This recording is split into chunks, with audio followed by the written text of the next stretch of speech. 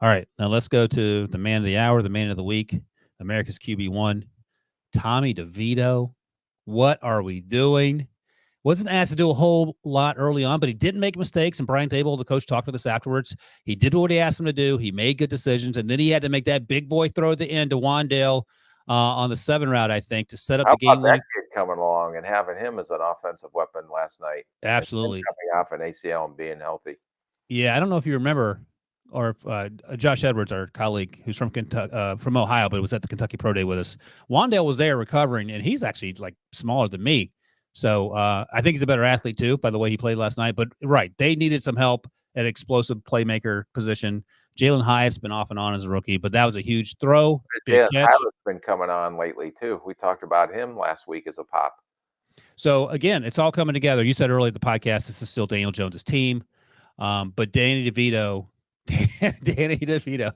Tommy DeVito, and I heard Chase Daniel, the longtime backup, talk about this on the Athletic podcast last week. Games like this and games like the way Jake Browning's playing bought those guys 3 to 5 years extra in the league and a lot of money. Do you agree with that? Yes, 100%. All right. What do you think about Danny? Jesus. What do you think about Tommy's performance? Gutsy. It's not pretty, but the kid figures out a way to win. He makes more plays with his legs than I anticipated. And he actually won that game, I thought, with some of his scrambles rather than his arm. Now, he made some critical throws down the stretch. You know, Jordan Love looked like the Jordan Love we saw in the beginning of the season. But this kid fights. It's not pretty, but he's finding a way to win games. And you don't judge the stats because he's not going to fill up the stat box. You know, he's not a pocket passer. He's not going to go through his progressions.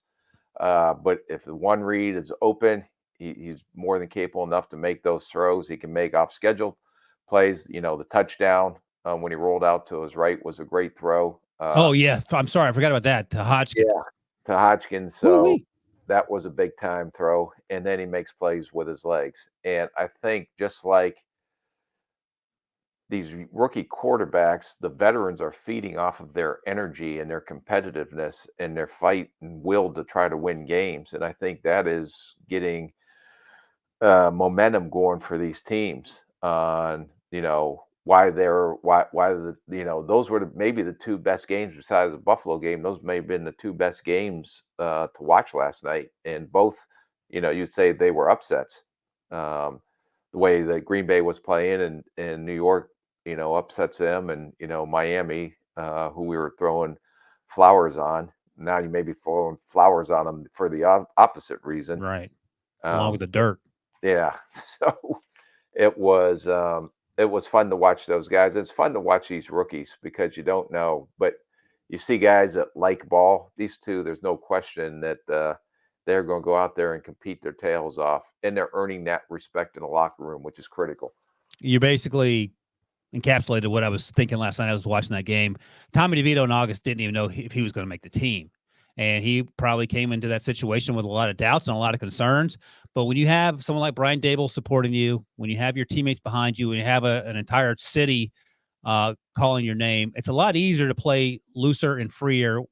Also understanding there's zero expectations because you're the third string guy out there.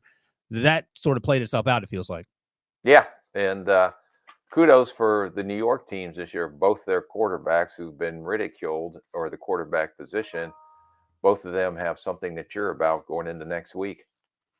So Debo just threw up a graphic if you're listening. Tommy DeVito is an undrafted free agent to win 3 straight starts. He joins Duck Hodges and Ed Rubbert. You know Ed Rubbert from the 80s? No. Early 90s? I don't recognize the name either. Hopefully he'll have a better career. Great name, not the career that we all had hoped for. All right, so if I gave Will Levis an A+, you're going to love this. I'm giving Tommy D an A++. He's my Week 14 MVP, excuse me. I'd give him an A because he figured out a way to win a game last night, and they performed in the critical situations. Right, because Jordan Love, as bad as he played, came down and had that touchdown throw. Great catch by Malik Heath, another rookie. If we were talking about rookie offensive side of the ball players, we'd have a long list of guys just from Monday night. There wasn't a lot going on earlier in the week, but great catch from him. 90 seconds left, and you cannot leave 90 seconds on the clock for Tommy D, Rick, because he will carve you up. 71 rushing yards too, by the way. You talked about his ability to run the ball. We saw that without question.